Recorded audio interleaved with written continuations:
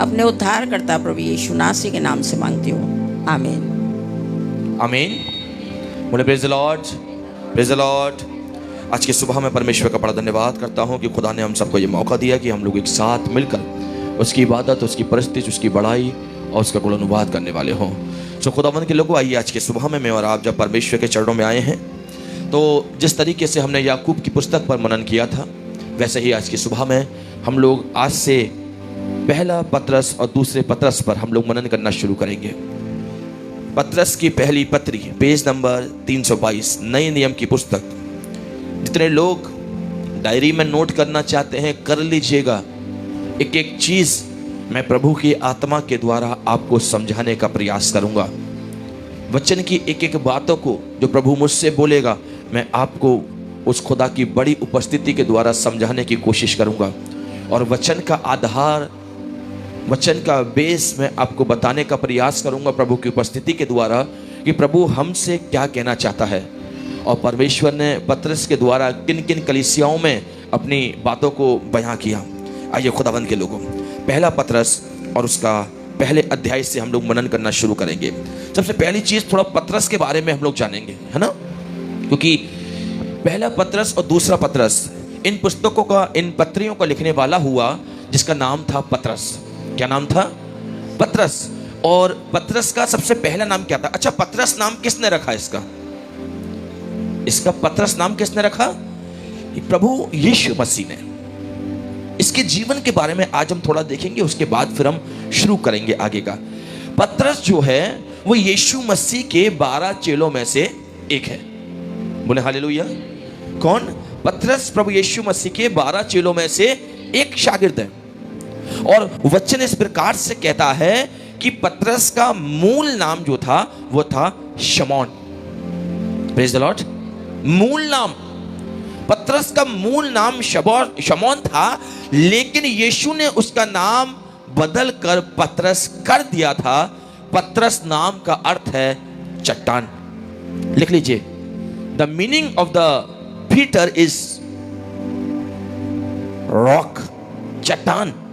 पतरस नाम का जो अर्थ है वो है चट्टान। पतरस का नाम जो था वो शमौन था।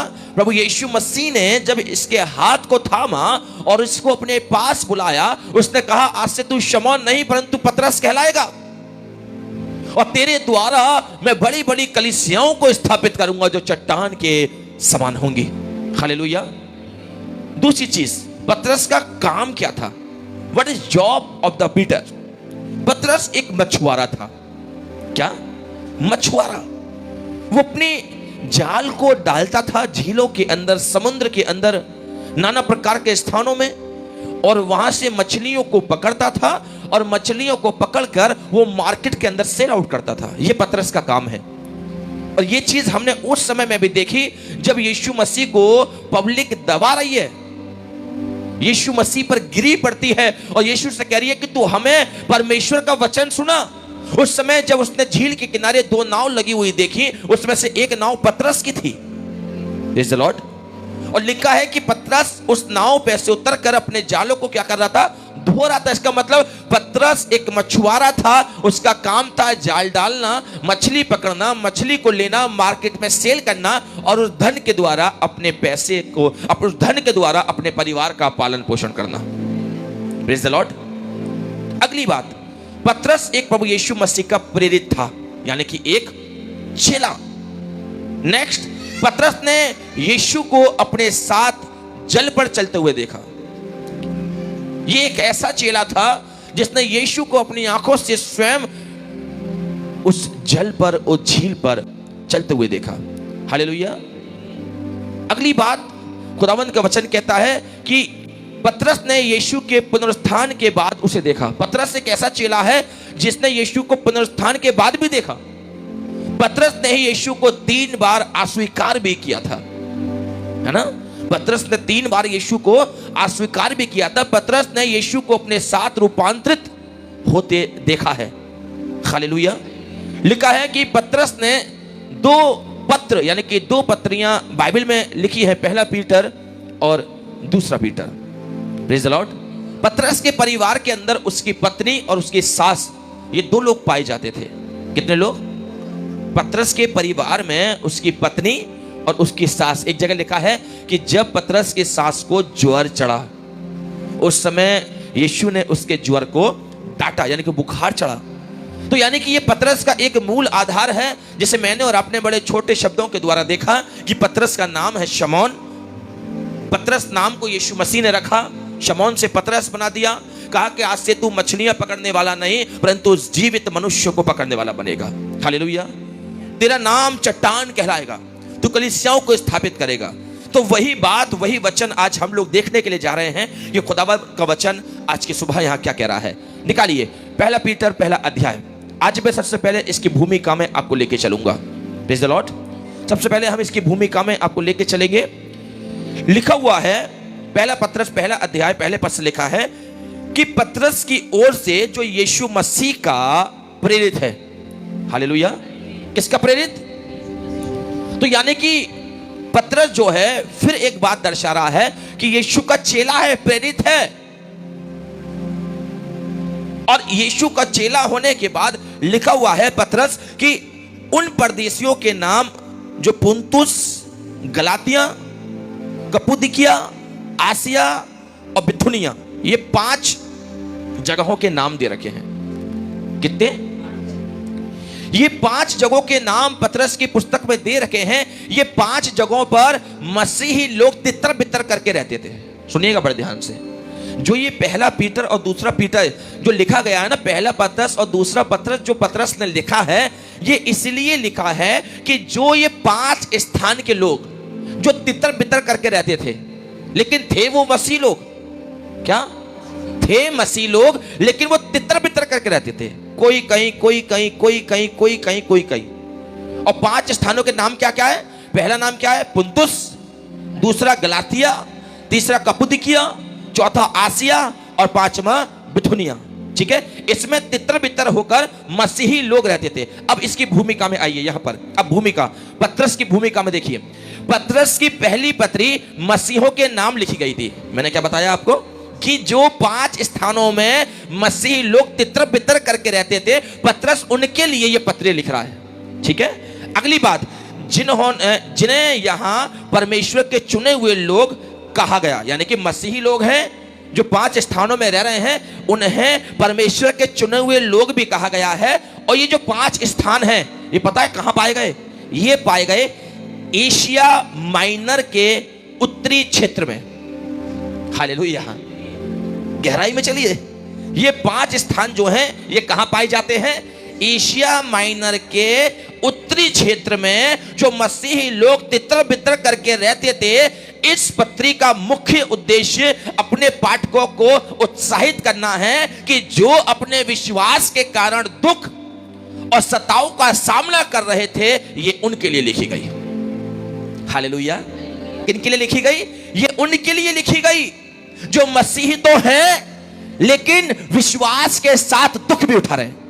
हालेलुया। वचन में क्या कहता है कि दुख का आना तो लाजमी है, परीक्षाओं का आना लाजमी है। और ये पतरस की जो पुस्तक लिखी गई है, पतरस ने जब उन लोगों को देखा जो 5 स्थानों में रह रहे हैं, और 5 स्थान कहां के हैं? एशिया माइनर के उत्तरी क्षेत्र के। हालेलुया।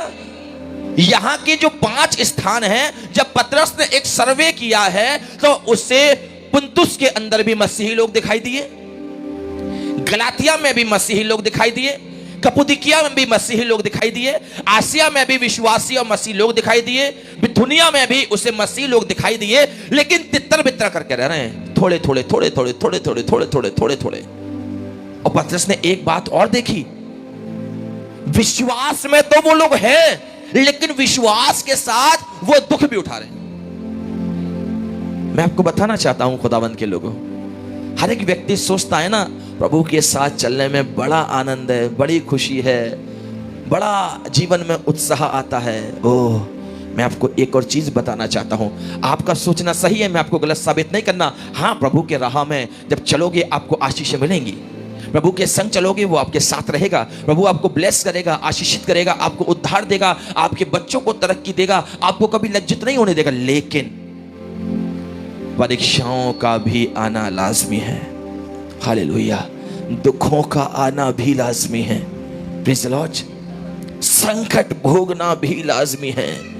दाऊद जो इतना बड़ा खुदा का अभिषिक्त दास हुआ, वो भी भजन संहिता 120 में कहता है कि संकट के समय मैंने यहोवा को पुकारा और उसने मेरी सुन ली। यानी कि उसके ऊपर भी संकट आया है। हालेलुया। अय्यूब कहता है, ए खुदा, मेरी जुबान से कोई उपद्रव नहीं हुआ, मेरे जीवन से कोई पाप नहीं हुआ, लेकिन तो भी आज मैं इस बड़ी परीक्षा से गुजर रहा हूं। परीक्षाओं का आना लाजमी है। और ये जो 5 शहर के 5 स्थानों के जो लोग हैं, विश्वासी हैं, मसीही हैं, लेकिन जीवन में दुख उठा रहे हैं, परेशानी उठा रहे हैं, दुख में है, परेशानी में है, पीड़ा में है, लेकिन मसीह को नहीं छोड़ रहे, उसकी वचन को नहीं छोड़ रहे, उसकी राहों को नहीं छोड़ रहे। मैं आपको बताना चाहता हूं, यह संसार है, यह जीवन है, कभी ऊपर तो कभी नीचे, कभी आनंद तो कभी गम, कभी जेब खाली तो कभी जेब भरी, कभी आदर है तो कभी अनादर भी है। लेकिन परिस्थितियों को देखकर कभी अपने विश्वास को मत बदलना। जीवन को देखकर कभी अपने विश्वास को मत बदलना। यदि आप आशीषों में जाओ, उस समय आपका विश्वास अलग नहीं होना चाहिए। जब आप गम में जाओ, तब भी आपका विश्वास अलग नहीं होना चाहिए। आपका विश्वास आज, कल और युगानुयुग एक सा होना चाहिए। जैसा पतरस का नाम है चट्टान, वैसे ही आपका विश्वास भी चट्टान के समान होना चाहिए। हालेलुया। आपका ईमान भी चट्टान के समान होना चाहिए।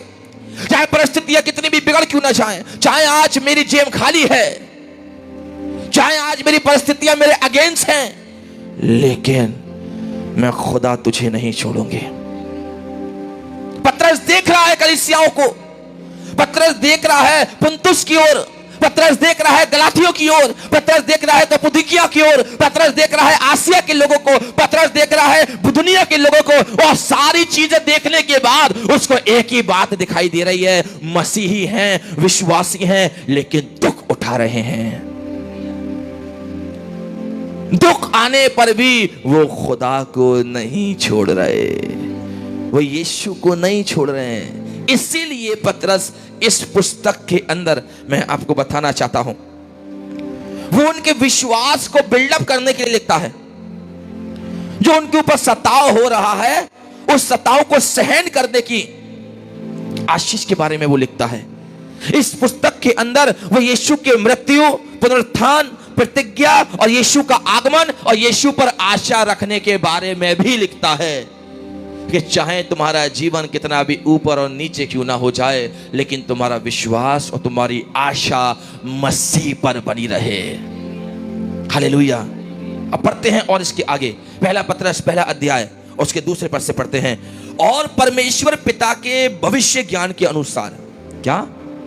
परमेश्वर पिता के भविष्य ज्ञान के अनुसार आत्मा के पवित्र करने के द्वारा आज्ञा मानने और यीशु मसीह के लहू के छिड़के जाने के लिए चुने गए हैं। हालेलुया। ये कलीसिया जो ऊपर जो 5 स्थान के जो लोग हैं, ये काय के लिए चुने गए हैं? ये चुने गए हैं आत्मा से भरने के लिए। लिखा हुआ है आत्मा के पवित्र करने के द्वारा आज्ञा मानने, यानी कि पहले ये आत्मा से भरे जाएंगे, उसके बाद में फिर ये ऐसे बन जाएंगे, चाहे कितना भी दुख क्यों ना आए, लेकिन वो खुदा की आज्ञा को ना छोड़ेंगे। हालेलुया। उसके बाद वो कह रहा है कि यीशु मसीह के लहू के छिड़के जाने के लिए चुने गए हैं, यानी कि तुम इसलिए चुने गए हो कि तुम पर मसीह का लहू छिड़का जाए और तुम उस लहू के द्वारा बड़े छुटकारे की आशीष प्राप्त करो, क्योंकि यीशु का लहू हमें सब पापों से शुद्ध करता है। हालेलुया। और लिखा है आगे कि तुम्हें अनुग्रह, शांति बहुतायत से मिलती रहे। किसके लिए लिख रहा है? किसके लिए कह रहा है कि तुम्हें अनुग्रह मिलता रहे? 5 स्थान के जो लोग हैं, ये उनके लिए कह रहा है तुम्हें अनुग्रह मिलता रहे, तुम्हें शांति मिलती रहे, तुम्हें आशीष मिलती रहे। तुम विश्वास में हो, लेकिन आज सताव में हो, विश्वास में हो आज परीक्षा में हो, विश्वास में हो आज दुखी हो, लेकिन देखो तुम्हें खुदा का अनुग्रह मिलता रहे, तुम्हें शांति मिलती रहे, तुम्हारे जीवन पर उस पिता की आशीषें बरसती रहें। हालेलुया। परीक्षाओं का आना लाजमी है, लेकिन मुबारक है वो मसीही लोग, धन्य है वो कलीसिया के लोग जो हर परिस्थिति में अपनी जुबान से एक ही बात कहते हैं कि मैं खुदा तेरा धन्यवाद करूंगा और देवताओं के सामने मैं तेरा भजन गाऊंगा। हालेलुया। और आगे तीसरे पद से वो लिखता है एक जीवित आशा। लेकिन इस जीवित आशा के ऊपर हम कल मनन करेंगे। आज हमने देखा है पतरस के जीवन की भूमिका और पतरस इस पत्री के अंदर किन बातों का जिक्र करेगा और किन लोगों के बारे में पतरस कह रहा है। अब आगे हम देखेंगे एक जीवित आशा के बारे में। कल हम इसके तीसरे पद से लेकर और इसके 12 पद तक हम लोग मनन करेंगे और जीवित आशा का जो एक कॉलम है कल हम इसको प्रभु यीशु मसीह के नाम से पूरा करेंगे। प्रभु इस वचन के द्वारा आप सबको बड़ी आशीष और बड़ी बरकत दे और खुदा का अनुग्रह आप सबके साथ हमेशा और सर्वदा बना रहे। आइए अपनी आंखों को बंद करें और प्रार्थना में चलें। धन्यवाद यीशु। आसमान और जमीन के खाली को मालिक हमारे रचने वाले यीशु, राजाओं के राजा, प्रभुओं के प्रभु, आज की सुबह में एक बार फिर से पिता परमेश्वर मैं धन्यवादित हूँ आपकी बड़ी दया के लिए, आपके अनुग्रह के लिए और आपकी करुणा के लिए। पिता परमेश्वर तूने हमारे जीवन में यह मौका दिया कि आज की सुबह हम तेरे लोगों में तेरे वचन को और तेरे वचन की गहराई को बताने वाले हों। सो खुदावंद यीशु मसीह, आज जो वचन पिता परमेश्वर तूने शुरू कराया है पतरस की पहली पत्री से पिता, ये वचन खुदावंद यीशु मसीह हम इसको गहराई के साथ समझने वाले हों, क्योंकि तेरा वचन कहता है कि जब तक मेरी प्रजा के पास ज्ञान नहीं है वो मरती रहती है। ज्ञान ना होने के कारण उसकी प्रजा तितर बितर हो जाती है। लेकिन खुदावन हमारा ये संपूर्ण प्रयास है कि हम तेरे वचन की एक एक बातों को गहराई के साथ जो तू हमें बताए हम तेरे लोगों